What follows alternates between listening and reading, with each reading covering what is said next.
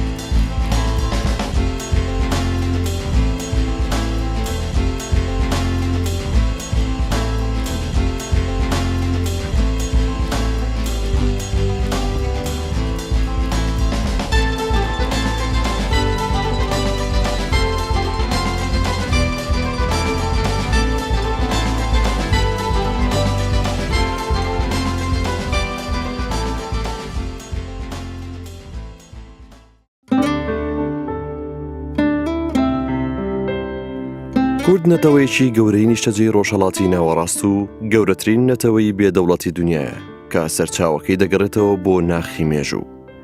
باڵگەزانستیەکان ئەوە دەسەلمێنن کە مێژووی کوردستان دەچێتەوە بۆ کانگەی کەونارەیەشی هەرە کۆن و دێرین.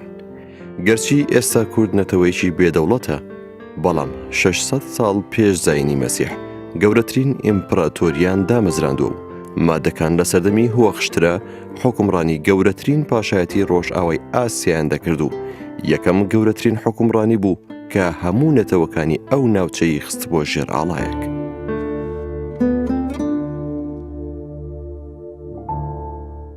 کورد یەکێکە لە نەتەوە هەرە کۆنەکانی ڕۆژهەڵاتی ناوەڕاست. دەتوانین بڵین لە دوای عەرەب و فارس سێن نەتەوەی گەورەیە لە ڕووی کۆنیەوە کە لە ڕۆژهەڵاتی ناوەڕاست بووە بە بەردەوامی، شوێنی خۆی جێنەهێشتووە، زمانی تایبەت بەخۆی هەیە، کللتوری تایبەت بەخۆی هەیە، جیای دەکاتەوە لە هەموو نەتەوەکانی لەوروبەری. جوگرافیایەکی دیار و ڕێک و پێچی هەیە کە تایبەتە بەخۆی جیای دەکاتەوە لە نەتەوەکانی دەوروبەری.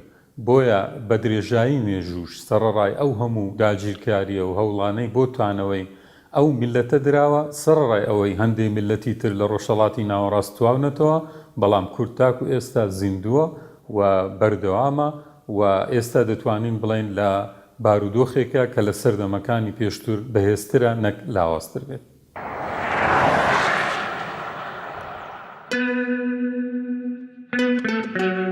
کوردستان وڵاتێکی پان و بەرینە و لە جوگرافیەکی استراتیژی لە باشووری ڕۆژهەڵاتی کیشوەری ئاسیادا هەڵکەوتووە کە بەرینیەکەی زیاتر لە 540,000 مەتر چوارگۆشەیە و لە تۆرۆسەوە بەرەو زاگرۆز دەکشێ. لە باکووری ڕۆژهەڵاتی ئارارات بەرەو باشوور تا دەگاتە کوێستانەکانی زاگرۆس و پشتکۆ و لەوێشەوە هێڵێکی ڕاست بۆ شاری مووسڵ لە عێراق و لەوێشەوە بەرەو ڕۆژئاوا بۆ پارێزگای تورکنشینی ئەسکەندەرون و لەوێوە بۆ لای باکووری ڕۆژئاوا تا دەگاتە ئەرزەڕۆم لە تورکیا، سەرنجام لەوێشەوە بەرەو ڕۆژهەڵات تا دەگاتە کوێستانەکانی ئارارات خاکی کوردستانە.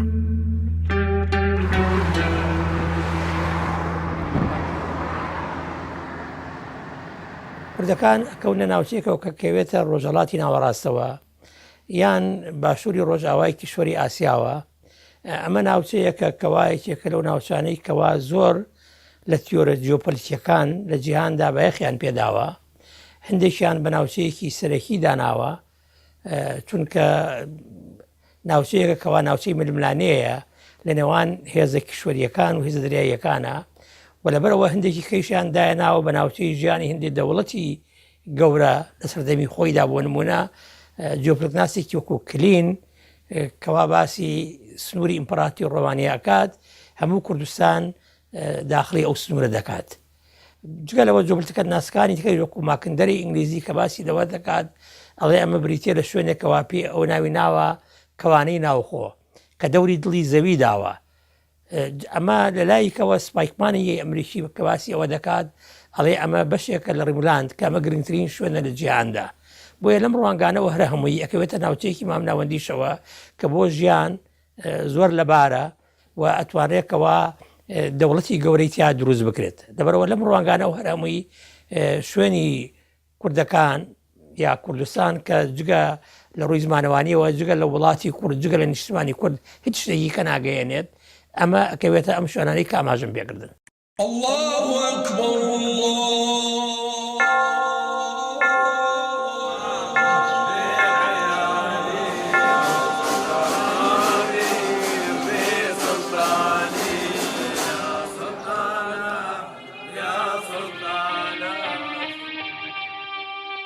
گەورەی دڵی کوردستان و سەخاوەتی ئەم خاکە وای کردووە لە درێژایی مێژوودا گەلێک نەتەوە و خاوەن ئاینی جیاواز ڕووی تێبکەن و بۆ هەمیشە وەک وڵاتی خۆیان تیایدا بژین. لە کوردستان پێکەوە ژیان لەگەڵ نەتەوەکانی دیکە و ئاینەکانی دیکە مێژوێکی درێژی هەیە و سەدان ساڵە خەڵکی سەر بە نەتەوە و ئاینی جیاواز لێرە نیشتەجێن و بەبێ کێشە و گرفت لە پاڵ خانە خوێدا دەژین. ئەوان سەرڕای تێکەڵبوونیان لەگەڵ کورد کەششی وهایان بۆ ڕەخساوە تا ناسنامە و ڕەگەز و زمان و فەرەنگی خۆشیان بپارێزن. بەواتایەکتر دەتوانین بڵین هەرگیز لەلایەن کوردی خانەخوێوە هەوڵی دوورخستنەوەیان لە کەلتوری خۆیان نەدراوە و لەو پەڕی ئاسوودەی و ئارامیدا ژیاون.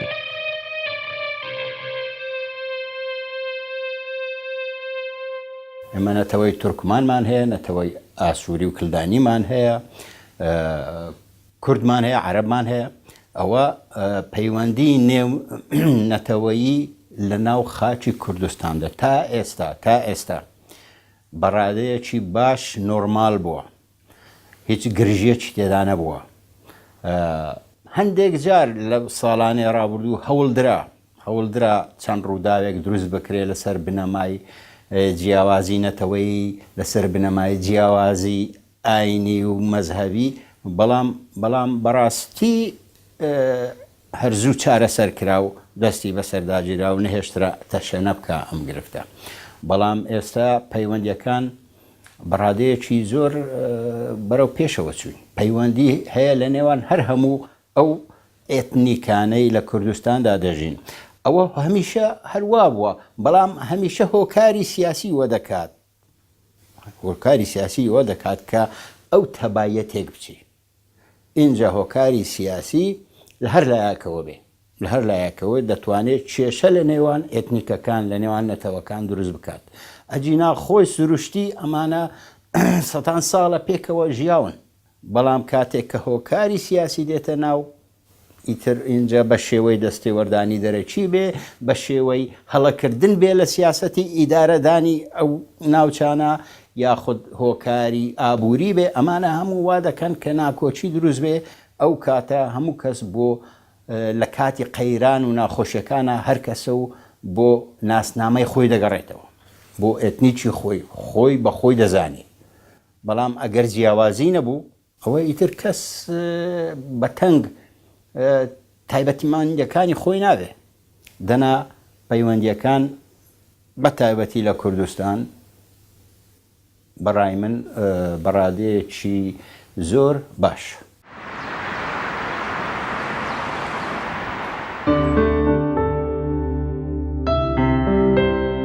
بەپی بەڵگەزانستی و مێژوویەکان کوردستانێکێکە لەو شوێنانەی دنیا کە زۆر لە مێژە و پێشتر لە زۆربەی ناوچەکانی دنیا شارستانیە تێیدا سەری هەڵداوە و بە دیار کەوتووە.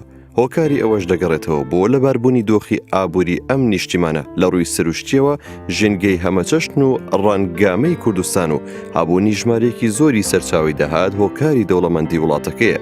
ئاوی زۆر و خاچی بە پیتی کوردستان ئەم وڵاتە لە زۆربەی وڵاتانی دەوروبەر جیاواز دەکات.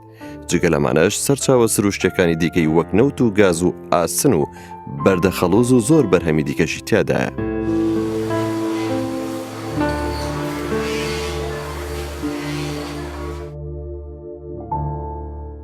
هەرێمی کوردستان ناوچەیەکی دەوڵەمەندە، فرە سەرچاوەیە، لە ڕووی کشت و کاڵەوە زەویوزارێکی بە پیت و بەرەکەتی هەیە، ئاوێکی چاکی هەیە، ڕێژەیەکی بارانبارینی زۆر باش بۆ کشت و کاڵ لە هەرێمی کوردستانە ئەبارێ، پلەی گەرما و ئاو هەوایەکی زۆر باش و چاکی هەیە بۆ گەشەکردنی کشت و کاڵ. جگە لەوە هێزی کارێکی زۆر بە توانای تێدایە لە هەرێمی کوردستانە کە ئەتوانرێت لە بوارەکانی چ کشت و کاڵ پیشەسازی چ گەشت و گوزار بەکار بهێنرێت. لە جگە لە بواری کشت و کاڵە لە بواری پیشەسازیە سەرۆت و سامانێکی سروشتی زۆر لە کوردستانە هەیە، هەر لە ئاسن و مس و زی و زێڕ و یۆرانیۆم و سەرچاوەگەلێکی تری کانزایی کە لە کوردستانە هەیە، جگەل لەوەی کەوا کەرەستەی بیناسازیەکی زۆر لە بەرد و گەچ و چیمەنت و هەتا دوایی کە ئەمانە هەموو سەرچاوی پیشەسازیەکی زۆرن بۆ ئایندەیەکی پێشکەوتوو بۆ ئەم وڵاتە. لە ڕووی گەشت و گوزارەوە هەرێمی کوردستان جگەل لەوەی کە ئاو هەوایەکی لەباری هەیە لە ناوچەکە کە ئەتوانێت گەشتیارانی ناوچەکە بۆ لای خۆی بە تایبەتی ناوچەی کەندا و خوار و عێراق و دەوروبەریش ڕاکێشێ. جگەل لەوە لە ڕووی مێژووییەوە کۆمەڵە شوێنەوارێکی گرنگی تێدایە کە سەرنجی گەشتیاران بۆ لای خۆی ڕاکێشێ. خۆگەر ئێمە ئەوە بزانین کە یەکێ لە لانکەکانی سەرهەڵدانی شارستانێت لە جیهاندا و ژیانی مرۆڤایەتی لە جیهاندا بریتە لە کوردستان، ئەوە لە هەرێمی کوردستانە کۆمەڵێک شوێن هەیە بۆ نمونە وەکو ئەشکەوتی شانەدەر و هەزار مێرد و هەتا دوایی. ئەمانە کۆمەڵە سەرچاوەگەلێکن کە ئێمە نامانێت لە ڕاستیا زۆر باسی نەوت بکەین، چونکە ئەمە یەکێکە لەو سەرچاوەگەلانی کە زۆر باس کراوە. لە کوردستانە سەرچاوەگەلێکی زۆر زۆر هەیە کە ئەتوانێت ئابووریەکی پتە بۆ هەرێمی کوردستان دروست بکات.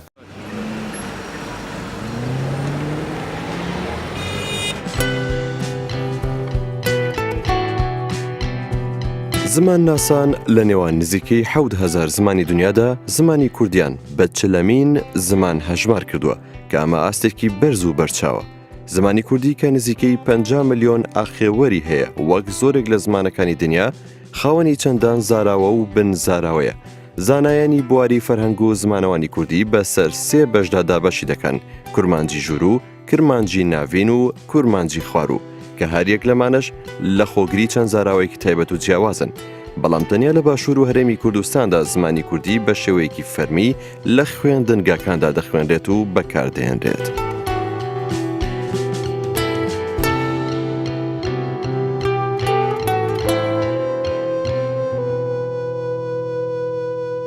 زمانی کوردی لە ڕووی یاسای ڕێزمانی و بنکەی چۆنیەتی لێکسیکیدا دەگەڕێتەوە بۆ زمانێکە لە زمانانی باکووری ڕۆژئاوای کۆمەڵە زمانانی ئێرانی وە کۆمەڵە زمانانی ئێرانیش سەر بە خێزانی زمانانی هەند و ئەوروپاییە. زمانی کوردی چەند دیالێکتێک لە خۆی دەگرێت. ئێمە ئێستا 2 دیالێکتی سەرەکیمان هەیە کە بە دیالێکتی نووسین و خوێندن دادەندرێت. دیالێکتی کرمانجی خوارومان هەیە لەگە دیالێکتی کرمانجی ژوورو، بەڵام لە هەمان کاتدا 2 دیالێکتی ترمان هەیە کە گۆرانیە و دیالێکتی لوڕیە. دیالێکتی گۆرانی و دیالێکتی لوڕی ئەمڕۆ وەکو زمانێکی ئەدەبی ئەم دەورەی خۆیان لەدەستداوە، بەڵام بەرهەمێکی زۆر دەوڵەمەند بەجێماوە و هەیە و لەوانەدا بۆ وێنە خانای قوبادی، مەولەوی، ئەمە لە دیالێکتی گۆرانیدا بەرهەمێکی زۆریان تۆمار کردووە و بابەتایەری هەمەدانێت لە دیالێکتی لوڕیدا بەرهەمێکی زۆر بە نرخی بۆمان بەجێهێشتووە. ڕاستە ئێمە دیالێکتمان هەیە زۆرە، بەڵام ئەو دیالێکتانە دەبن بە مایەی ئەوەی کەوا زمانی کوردی دەوڵەمەندتر بێت و گەلانی دنیا هەمویان بە یەک دیالێکت بە یەک زمان قسە ناکەن، بەڵام جیاوازی ئێمە لەگەڵ ئەواندا ئەوەیە گەلانی دنیا زمانێکی ستانداردیان هەیە بۆ خوێندن، بۆ نووسین، بۆ ڕاپەڕاندنی کاروباری کارجێڕی. ئێمە ئێستا لە باشووری کوردستاندا بە شێوەیەک مامەلە لەگەڵ دیالێکتی کرمانجی خوارودا دەکەین کەوا زمانێکی فەرمیە، چکە لە قوتابخانەکاندا دەخوێندرێ، لە کاروباری کارجێڕیشدا بەکاردێ، لە وتاری ئەوانەی کەوا سەرکردن لە وتاری ئەوانیشدا ئەمە بەرجەستە دەکرێت. نەتەوەی کورد لە دوای دەوڵەتی میدیان نەبووەتە خاوەن دەوڵەت و دەسەڵاتی سیاسی یەکپارچە. بەڵام بە بەردەوامی لە هەر ناوچە و هەرێمێکدا میرنیشتێنێکیان پێکەنەوە و زۆر جاران بەگەشت داگیرکەران داچوون و هەندێک جاریش سەر بە خۆیان ڕاگەاندووە، بەڵام لە نێوان بەرداشتی دەوڵەتانی داگیرکەردا توانای بەردەوامیدان بەسەر بەخۆیەکەیان نەبووە. لە ساڵی 1500 زاینی بەم لاوە تا شەڕی یەکەمی جیهانی ئەو دەوڵەتانە بریتی بوون لە ئیمپراتۆری عوسمانی لە لای ڕۆژاوا و سەفەویەکان و دواتر قاجارەکانی ئێران لە لای ڕۆژهەڵات. بەرەبەرە رووسیا و ئیمپراتۆری بەریتانیاش دەست درێژیان کردە سەر هەرێمەکە، یەکیان لە باکوور و ئەوی دیکەیان لە باشوورۆ. لە دەستپێشی سەدەی 16دا کوردستان پێک هاتوو لە کۆمەڵێک قەوارە و میرنشین کە نزیکەی 30 میرنشین دەبوو. لەو سەردەمەدا ململانەی عوسمانی سەفەوی دەستی پێکرد لە ڕۆژهەڵاتی ناوەڕاست کە کوردستانیش بوو بە گۆڕەپانێکی سەرەکی ئەو ململانەیە کە بە تایبەتی 2000 کە شەڕی چاڵێرانی ساڵی 1540 ڕوویدا. لەو شەڕەدا زۆربەی میر و سەرکردە کوردەکان لە یانگیری دەوڵەتی عوسمانیان گرت و لە ڕێی ئەوەوە توانیان زۆرە ڕێکەوتنێک لەگەڵ دەوڵەتی عوسمانیدا بکەن بە جۆرێک کە کورد ئەو قەوارە و میرنشینانەی خۆی بمێنێ و بە شێوەیەکی فەرمی دانی پێدا بنرێ لەلایەن دەوڵەتی عوسمانیەوە. لەو سەردەمەدا کە نزیکەی 300 خایاند هەندێک جار زۆرێک لە بەریەکەوتن لە نێوان قەوارە کوردەکان و لە نێوان دەسەڵاتی ناوەندی عوسمانی و هەروەها سەفەوی دروست دەبوو. بۆیە لەو سەردەمەدا چەندین ڕاپەڕین و چەندین شۆڕش دەبینین لە مێژووی کووردە. ئەگەر سەیری کوردستان ڕۆژهەڵات بکەین ڕاپەڕینی برادۆست لە سەردەمی قەڵای دمدم بە سوورەکایەتی خانی لە بزێڕین لە دژی شەعباس کە لە پێناو پاراستنی سربەخۆی ناوخۆی میرنشینی برادۆست بەرپا بوو لە ساڵی 1609. دواتر ڕاپەڕینی موکریەکان لە میرنشینی موکریان لە کوردستانی عوسمانیش دەیان ڕاپەڕینمان هەیە بە تایبەتی لە میرنشینی بابان کە زۆربەی کات میرەکانی بابان بۆ پارێزگاریکردن لە سربەخۆی خۆیان لە پێناو بەرژەوەندیەکانی میرنشینەکەیان هەندێک زار لە پێناو بەرژەوەندەکانی کەسایەتی خۆشیان زۆر زار هەڵوێستیان وەردەگرت کە ناساردەبوون پەنایان دەبردە بەر شۆڕشی سەگداری و لە شەڕێکی گەورەدا یان لە شەڕێکی کراوەدا ڕوبەڕووی لەشکری عوسمانی دەبوونەوە بە تایبەتی ڕوبەڕووی لەشکری والی بەغدا دەبوونەوە کە ئەو کاتە نوێنەرایەتی دەسەڵاتی عوسمانی دەکرد لە کوردستانی باشووردا. بە هەمان شێوە لە کوردستانی باکووریش کە ئەویش بەشێک بوو لە دەوڵەتی عوسمانی میرنشینی بەتلیس، میرنشینی هەکاری، میرنشینی بۆتان هەموو ئەوانە میرنشینە مەزنەکانی کوردستان بوون. میرەکانیان ڕۆڵی گرنگیان هەبوو لە ڕووداوەکاندا و 2000 لە سەرەتای سەدەی 19دا هەستی نەتەوایەتی ناڵێن هۆشیاری نەتەوایەتی بەڵام هەستی نەتەوایەتی تا ڕادەیەکی باش سەکەرێک کرد و خەریکی نەشونماکردن بوو. لە ئەنجامدا چەندین ڕاپەڕینی بەرفراوان لە کوردستان ڕوویاندا بە تایبەتی لە سۆران محەممەد پاشای ڕەواندز، لە بۆتان بەدرخان پاشای بۆتان، لە بادینان ئیسماعیل پاشای بادینان، لە هەکاری نوڕۆڵابەک، لە بەدلیس شەریفبەک. هەموو ئەوانە لەو ماوەیەدا بە تایبەتی لە بیستەکان و لە سیەکانی ساڵی 19دا ڕاپەڕینی گەورەیان بەرپا کرد بۆ پارێزگاریکردن لە قەوارەکانی خۆیان. بێزگە لەوەش هەندێک لاوانە بە تایبەتی محەممەد پاشای سۆران لە هەوڵی ئەودا بوو قەوارەیەکی گەورەتر لە میرنشینی سۆران بنیاد بنێ و سەرچاوەکان باز لەوە دەکەن کە ئەو دەیویست دەوڵەتێکی سربەخۆی کوردی لە باشووری کوردستان بنیاد بنێ، تەنانەت هەندێک ناوچەی باکوورش بگرێتەوە چونکە توانی شاری جزیرەی بۆتانیش بخاتە ناو دەسەڵاتی خۆیەوە. بەڵام بەداخەوە لەو سەردەمەدا دەوڵەتی عوسمانی خۆی کۆکردبەوە، دەستی بە چاکسازی کردبوو، هێزەکانی خۆی سەر لە نوێ ڕێخستبەوە، دەیویست دەسەڵاتی ناوەندی بژێڕێتەوە بۆ ئەو ناوچانەیە کە دەسەڵاتی هەرێمایەتیان هەیە. بۆیە هێرشی بەرفراوان کرا سەر کوردستان بە تایبەتی لە سەردەستی مستەفا ڕەشید پاشای سەرکردەی عوسمانی کە توانی میرنشینی سۆران لە ناو ببات. دواتر هێرشی تر کرا لە سەردەمی حافز پاشا و هەروەها سەرکردەی تری عوسمانی میرنشینی سۆران هەڵوەشایەوە، میرنشینی بادینان بە هەمان شێوە لە ناوبرا. میرنشینی بابان لە 1947 دەسەڵاتە ناوخۆیەکی لێزەوت کرا. پێشتر یان هەر لەو سەروبەندەدا میرنشینی بۆتان بە سەرکردایەتی بەدرخان پاشا، ئەویش دەتوانین بڵێن وەکو قاوارەیەکی نیمچە سەربەخۆ هەبوونی نەما.